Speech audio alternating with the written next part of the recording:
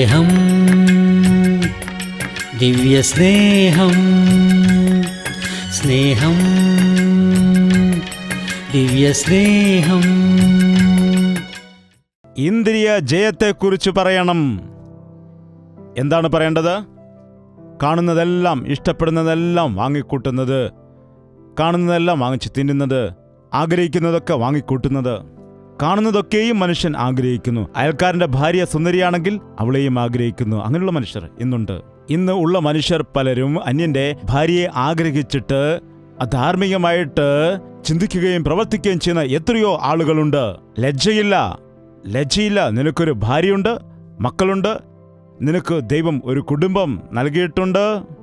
എന്നാൽ ഭാര്യയും വിവാഹ ജീവിതത്തെയുമൊക്കെ മറന്ന്, നീ ഒരു പിതാവാണെന്നുള്ള കാര്യം മറന്ന്, ഏതോ ഒരു സ്ത്രീയെ കണ്ടിട്ട് അവൾ സുന്ദരിയാണെന്ന് പറഞ്ഞ് മധുരമായി സംസാരിക്കുന്നുവെന്ന് പറഞ്ഞിട്ട് അവളുടെ പിറകെ നീ നടക്കുകയാണോ? ദൈവവചനം മുന്നറിയിപ്പ് നൽകുന്നു. ഒരുവന് വസ്ത്രം വെന്തുപോകാതെ മടിയിൽ തീ കൊണ്ടുവരുവാൻ കഴിയുമോ? ഒരുത്തിന് കാൽ പൊള്ളാതെ തീക്കനലിന്മേൽ നടക്കുവാൻ കഴിയുമോ? കൂട്ടുകാരന്റെ ഭാര്യയുടെ അടുക്കൽ ചെല്ലുന്നവൻ ഇങ്ങനെ തന്നെ എന്ന് പറയുന്നു. ദൈവത്തിന്റെ വചനം പറയുന്നു, അവൻ അപമാനത്തിനും നിന്ദയ്ക്കും ഇരയായിത്തീരുമെന്നുള്ള കാര്യം. എത്രയോ സഹോദരിമാർ ഇന്ന് വന്നിട്ട് പറയാറുണ്ട്. ഒരു സഹോദരി പറഞ്ഞു, എന്നെ ഉപേക്ഷിച്ചിട്ട് എന്റെ ഭർത്താവ് മറ്റൊരാളുമായി കറങ്ങുന്നുവെന്ന്. ഒരു സഹോദരി പറഞ്ഞു, എന്നെ ഉപേക്ഷിച്ചിട്ട് മറ്റൊരു സ്ത്രീയെ വിവാഹം കഴിച്ചിരിക്കുന്നു എന്നും. ഇതിനെല്ലാം സംബന്ധിച്ചതായ നിയമങ്ങളും മറ്റുമുണ്ട്. എങ്ങനെയാണ് ഇങ്ങനെ വിവാഹം കഴിക്കുന്നത്? അതുകൊണ്ട് പറയും, വിവാഹം കഴിക്കാതെ ഞങ്ങൾ നടക്കുകയാണ്. എങ്ങനെ നടക്കും? നിങ്ങൾ ജന്തുക്കളാണോ? ജന്തുക്കൾക്ക് വിവേകവും വകതിരിവുമില്ല.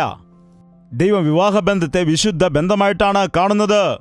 വിവാഹിതരെ സംബന്ധിച്ച് സെക്സ് എന്ന് പറയുന്നത് ഭാര്യയുടെയും ഭർത്താവിന്റെയും മധ്യയിലാണ് ആകേണ്ടത്, അല്ലാതെ അത് നിന്റെ ഇഷ്ടപ്രകാരം അനുവർത്തിക്കേണ്ടത് അല്ല. അതുകൊണ്ടാണ് ദൈവത്തിന്റെ വചനം പറയുന്നത്, ദുർനടപ്പുകാരെയും വ്യഭിചാരികളെയും ന്യായം വിധിക്കുമെന്ന്. ജാഗ്രത, നിന്റെ ശരീരം ദൈവത്തിന്റെ ആലയമാകുന്നു. എന്റെ ആലയത്തെ ആരെങ്കിലും നശിപ്പിച്ചാൽ അവനെയും ഞാൻ നശിപ്പിക്കുമെന്ന് കർത്താവ് പറഞ്ഞു. എത്ര പേർ വിശ്വസിക്കുന്നുണ്ട് നിങ്ങളുടെ ശരീരം ദൈവത്തിന് വേണ്ടിയുള്ളതാണ്, അല്ലാതെ വേശ്യകൾക്ക് വേണ്ടിയുള്ളതല്ല? ദൈവത്തിന്റെ നാമമഹത്വത്തിന് വേണ്ടിയാണ്.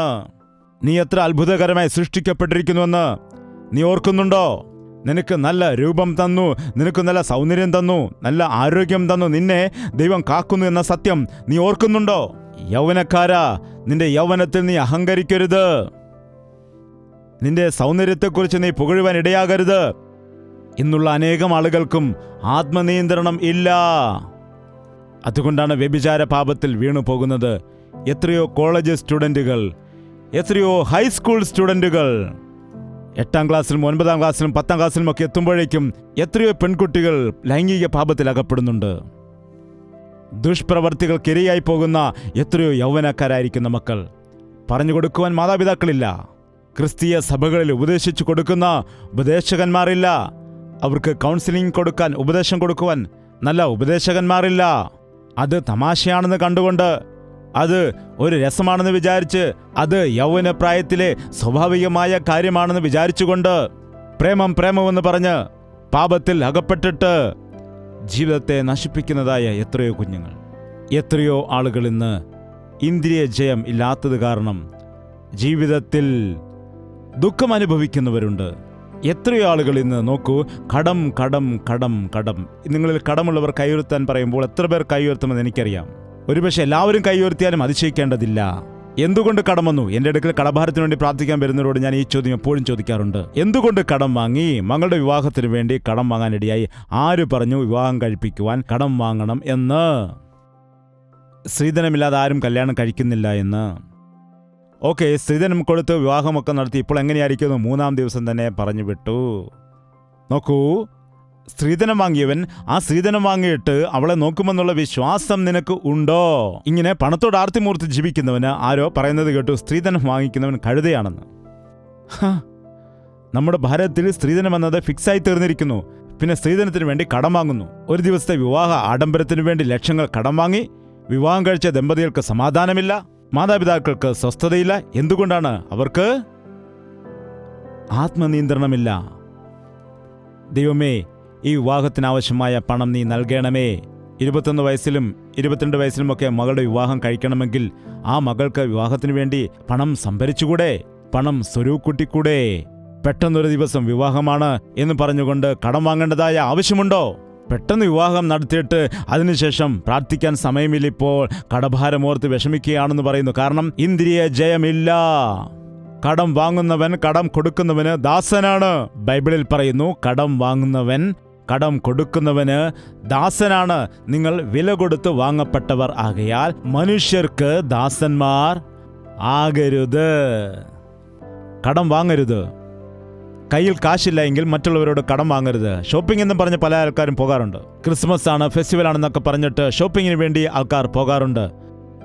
അവിടെ ചെന്ന് ഇഷ്ടപ്പെട്ട സാരിയൊക്കെ വാങ്ങി ഉണ്ടായിരുന്ന പൈസ എല്ലാം തീർന്നിട്ട് അടുത്തിരിക്കുന്ന വ്യക്തിയോട് ചോദിക്കും, എന്താണ് ഒരു 300 രൂപ കടം തരാമോ? വീട്ടിൽ ചെന്നിട്ട് തരാം.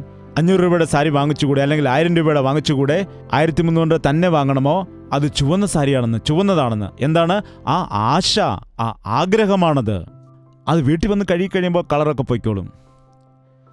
നിങ്ങൾ ശ്രദ്ധിക്കുക, വസ്ത്രത്തിന് മേൽ ആശ വയ്ക്കരുത്, ആഹാരത്തിന് മേൽ ആശ വയ്ക്കരുത്. ചിലരെ സംബന്ധിച്ച് ആഹാരമെന്ന് പറഞ്ഞാൽ പിന്നെ അവർക്ക് വളരെ ബുദ്ധിമുട്ടാണ് ആ ഇഷ്ടപ്പെട്ട ആഹാരം കിട്ടിയില്ലെങ്കിൽ. ഉള്ളതുകൊണ്ട് തൃപ്തിപ്പെടുക. ആ വിധവയായ സ്ത്രീ എന്താണ് പറഞ്ഞത്? കലത്തിൽ കുറച്ചു മാവും ആ ഭരണിയിൽ അല്പം എണ്ണയുമേ ഉള്ളായിരുന്നു. ദൈവത്തിന് ദാസന് വേണ്ടി ആദ്യം അപ്പം ഉണ്ടാക്കി കൊടുത്തു. ആ ക്ഷാമകാലം മുഴുവനും കലത്തിലെ മാവും കുറഞ്ഞു പോയില്ല, അതുപോലെ ഭരണിയിലെ എണ്ണയും കുറഞ്ഞു പോയില്ല. അതാണ് അതേ ദൈവം തന്നെയല്ലേ നമ്മുടെ ദൈവം? പറയൂ, കേൾക്കുന്നവർ പറയൂ, നമ്മുടെ ദൈവവും അതേ ദൈവം തന്നെയല്ലേ? എങ്കിൽ പിന്നെ നിനക്ക് എന്തുകൊണ്ട് വിശ്വാസമില്ല? പാത്രത്തിൽ അരി തീരാതിരിക്കുമ്പോഴും അരി തീരാറായി എന്ന് പറഞ്ഞ് എന്തിനാണ് ഭാരപ്പെടുന്നത്? ഒരുപാട് സാധനം വാങ്ങിച്ചു വെച്ച് നശിപ്പിക്കുന്നത് എന്തിനാണ്? ദൈവമക്കൾക്ക് ഇന്ദ്രിയ ജയം വേണം. എങ്കിൽ അവർ ചെയ്യുന്നത് ഒന്നും അസാധ്യമാകില്ല. 5 അപ്പവും 2 മീനും 5000 പേർക്ക് കൊടുത്ത ശേഷം ആളുകൾ തൃപ്തിയായിട്ട് കഷ്ണങ്ങൾ ബാക്കി വെച്ചു. കർത്താവ് പറഞ്ഞ കഷ്ണങ്ങളെല്ലാം എടുക്കുക. എന്തിനാണ്? വെറുതെ കളയാൻ പാടില്ല. ദൈവത്തിന്റെ അനുഗ്രഹങ്ങൾ വൃഥാവാക്കരുത്. ദൈവത്തിന്റെ അനുഗ്രഹങ്ങൾ നശിപ്പിക്കരുത്. അനേകം ആളുകൾ ദൈവത്തിന്റെ അനുഗ്രഹം നശിപ്പിച്ചിട്ട് വീണ്ടും കടത്തിൽ വീണിട്ട് ഭാരം അനുഭവിക്കുന്നു. കാരണം എന്താണ്? ഇന്ദ്രിയ ജയമില്ല. ഇന്ദ്രിയ ജയം. ആഹാരത്തിന്റെ കാര്യത്തിൽ നിയന്ത്രിക്കാത്തതിന് ഒന്നും നിയന്ത്രിക്കാൻ കഴിയില്ലെന്നാണ്.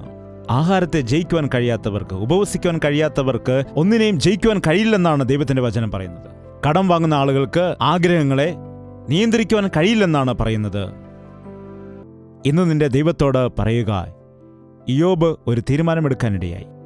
ഞാൻ എൻ്റെ കണ്ണുമായി ഒരു നിയമം ചെയ്തിരിക്കുന്നു. ഞാൻ അതുകൊണ്ട് കന്യകയെ എങ്ങനെ നോക്കും? ഞാൻ പരസ്ത്രീയെ നോക്കുകയില്ല എന്ന് അവൻ തീരുമാനമെടുക്കാനിടയായി. ക്രിസ്ത്യാനി തൻ്റെ ജീവിതത്തെ നിയന്ത്രിക്കുന്നവനായിരിക്കണം. തൻ്റെ കണ്ണുകളെ അവൻ നിയന്ത്രിക്കുന്നവനായിരിക്കും. തൻ്റെ മനസ്സിലെ ആശകളെ ദൈവത്തിൻ്റെ സന്നിധിയിലേക്ക് അവൻ കൊണ്ടുവരാനിടയാകും. ഇന്നുള്ള ക്രിസ്തീയ പ്രസംഗികർ മനുഷ്യരെ അവർക്ക് വിശുദ്ധമായ ജീവിതം നയിക്കണമെന്നുള്ളതായ ഉപദേശങ്ങൾ കൊടുക്കാതെയിരിക്കുന്നു. തകർന്ന മനസ്സും നുറുങ്ങിയ ഹൃദയവുമാണ് ദൈവം ആഗ്രഹിക്കുന്നത്. ദൈവത്തിന് പ്രസാദകരം നിന്റെ നുറുക്കത്തോടുകൂടിയുള്ളതായ പ്രാർത്ഥനയാണ്. നീ ശുദ്ധ മനസാക്ഷിയുള്ളവനായിരിക്കണം. പൗലോസ് പറയുന്നു, ഫെലിക്സേ, നീ എത്ര വലിയ അധികാരിയാണെങ്കിലും നിന്റെ ഇഷ്ടങ്ങൾ അനുസരിച്ച് നിന്നെ സന്തോഷിപ്പിക്കാൻ വേണ്ടിയല്ല ഞാൻ പ്രസംഗിക്കുന്നത്. എൻ്റെ ദൈവം എന്നോട് പറഞ്ഞ വാക്കുകളാണ് ഞാൻ പറയുന്നത്. നീതിയോടുകൂടെ ജീവിക്കുക. നിനക്ക് വേണ്ടി നിന്റെ സ്ഥാനത്ത് മരിച്ചതായ കർത്താവിനെ വിശ്വസിച്ച് നിന്റെ പാപങ്ങൾ ഏറ്റുപറഞ്ഞ് ഉപേക്ഷിച്ച് അവനെ അനുസരിച്ചുകൊണ്ട് അവൻ്റെ കാൽപാദങ്ങളെ പിന്തുടർന്ന് പോകുന്നില്ല എങ്കിൽ അയ്യോ, നിനക്ക് കഷ്ടമാണ്. നിന്റെ അപ്പനപ്പൂപ്പന്മാരെല്ലാം ക്രിസ്ത്യാനികളാണെങ്കിലും നീ നല്ലവണ്ണം ബൈബിൾ ജ്ഞാനമുള്ളവനാണ് എങ്കിലും നിന്റെ അന്തരംഗത്തിൽ നിനക്ക് വിശുദ്ധി ഇല്ല എങ്കിൽ, ദൈവത്തിൻ്റെ നീതിയുള്ളവനായി ജീവിക്കുന്നില്ല എങ്കിൽ, നിന്നിൽ ഇന്ദ്രിയ ജയം എന്നുള്ളതായ ഫലം ഇല്ല എങ്കിൽ, ആത്മാവിൻ്റെ ഫലമായ സ്നേഹവും സന്തോഷവും സമാധാനവും ദീർഘക്ഷമയും വിശ്വാസവും പരോപകാരം, അങ്ങനെ 9 ഫലങ്ങളുണ്ട്. ഇന്ദ്രിയ ജയം. ആ ഫലങ്ങൾ കായ്ക്കുന്ന ക്രിസ്ത്യാനികളായിരിക്കണം നാം. വരങ്ങൾ വരികയും പോവുകയും ചെയ്യും. ആത്മഫലങ്ങളോ അത് ഫലം കായ്ക്കേണ്ടതാണ് നമ്മിൽ നിന്നുകൊണ്ട്. വരം ആരോ നൽകുന്നതാണ്, ഫലം നമ്മിലുള്ളതാണ്. നാം ഫലിക്കുന്നവരായി തീരണമെന്ന് കർത്താവ് നമ്മെക്കുറിച്ച് ആഗ്രഹിക്കുന്നു. അതുകൊണ്ട് എഴുന്നേറ്റ് നിൽക്കാം. എല്ലാവർക്കും കർത്താവിനോട് പ്രാർത്ഥിക്കാം. എല്ലാവരും കണ്ണുകൾ അടച്ചുകൊണ്ട് കർത്താവിനോട് ഒരു നിമിഷം ഈ വാക്കുകൾ പറയുക. പ്രാർത്ഥന. പരിശുദ്ധനായ സ്നേഹമുള്ള പിതാവേ, ഒരിക്കൽ കൂടി ഞങ്ങളെ ദർശിക്കണമേ. ഞങ്ങളുടെ പ്രാർത്ഥനയെ നീ ശ്രദ്ധിക്കണമേ. നിന്റെ മക്കളുടെ നിലവിളിയെ നീ ശ്രദ്ധിക്കണമേ. അവരുടെ ഹൃദയത്തിൽ നിന്ന് വരുന്ന നിലവിളി നീ കേൾക്കണമേ. അവരുടെ നെടുവീർപ്പുകളെ കേൾക്കണമേ. അവരുടെ അവസ്ഥകളെ മനസ്സിലാക്കിയിട്ട് അവരുടെ ആവശ്യങ്ങളെ നീ നിറവേറ്റണമേ. നീ സർവശക്തനായ ദൈവമാണ്, സർവസമ്പന്നനായ ദൈവമാണ്. എനിക്ക് സാധിക്കാത്തത് എന്തെങ്കിലും ഉണ്ടോ, എനിക്ക് അസാധ്യമായത് എന്തെങ്കിലും ഉണ്ടോ എന്ന് നീ ചോദിക്കുന്നു. നിനക്ക് അസാധ്യമായത് ഒന്നുമില്ലല്ലോ കർത്താവേ. നിരാശപ്പെട്ട് വേദനയിലായിരിക്കുന്ന ഹൃദയങ്ങളെ ഇന്ന് നീ ദർശിക്കുമാറാകണമേ. നിന്റെ കയ്യിൽ എന്തുണ്ട്, ഞാൻ നിന്നെ അനുഗ്രഹിക്കാമെന്ന് അന്ന് നീ പാവപ്പെട്ട വിധവയോട് നീ പറഞ്ഞല്ലോ. എന്റെ ഭരണിയിൽ അല്പം എണ്ണ മാത്രമേ ഉള്ളൂ എന്ന് പറഞ്ഞപ്പോൾ നീ എങ്ങനെയാണ് അത് അനുഗ്രഹിച്ചു കൊടുത്തത്? അതുപോലെ ഞങ്ങളുടെ അധ്വാന ഫലത്തെ അനുഗ്രഹിച്ച് കഷ്ടത മാറുന്നതിന് വേണ്ടി, കടങ്ങൾ മാറുന്നതിന് വേണ്ടി അവരുടെ ജീവിതത്തെ നീ അനുഗ്രഹിക്കണമേ. എന്റെ യേശു എനിക്ക് നന്മ ചെയ്തുവെന്ന് പറഞ്ഞുകൊണ്ട് സാക്ഷ്യം പറഞ്ഞ് അവരുടെ ജീവിതം നിനക്ക് സമർപ്പിക്കുവാൻ സഹായിക്കണമേ. ഭൗതികമായ വസ്തുവകകൾ, സമ്പാദ്യങ്ങൾ കൂട്ടിവെക്കുവാൻ വേണ്ടിയല്ല, മറിച്ച് ആത്മാക്കളെ സമ്പാദിച്ചുകൊണ്ട് സ്വർഗത്തിന്റെ അവകാശികളാക്കി മാറ്റുവാൻ ഞങ്ങൾ എല്ലാവരെയും സഹായിക്കുമാറാകണമേ എന്ന് കർത്താവെ ഞങ്ങൾ പ്രാർത്ഥിക്കുന്നു. യേശു ക്രിസ്തുവിന്റെ നാമത്തിൽ അപേക്ഷിക്കുന്നു പിതാവേ, ആമേൻ. നമ്മുടെ പിതാവായ ദൈവത്തിന്റെ സ്നേഹവും പുത്രനായ യേശു ക്രിസ്തുവിന്റെ കൃപയും ആശ്വസിപ്പിച്ച് വഴി നടത്തുന്ന പരിശുദ്ധാത്മാവിന്റെ കൂട്ടായ്മയും സഹവാസവും നാം ഓരോരുത്തരോടും പ്രാർത്ഥിച്ചതായ സകല വിഷയങ്ങളോടും ഇന്നു മുതൽ എന്നേക്കും ഉണ്ടായിരിക്കുമാറാകട്ടെ. ആമേൻ, ആമേൻ, ആമേൻ.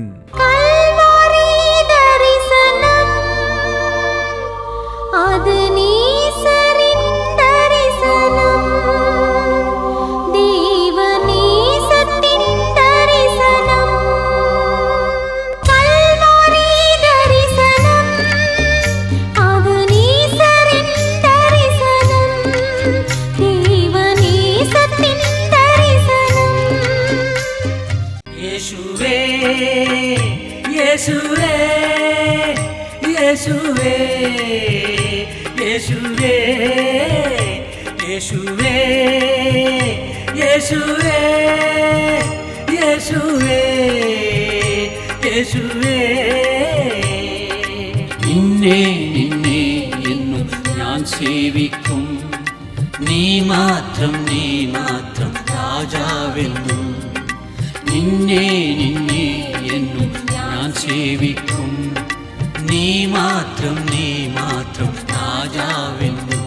യേശുവേ, യേശുവേ, യേശുവേ, യേശുവേ, യേശുവേ, യേശുവേ, യേശുവേ, യേശുവേ, യേശുവേ, യേശുവേ, യേശുവേ, യേശുവേ, യേശുവേ, യേശുവേ.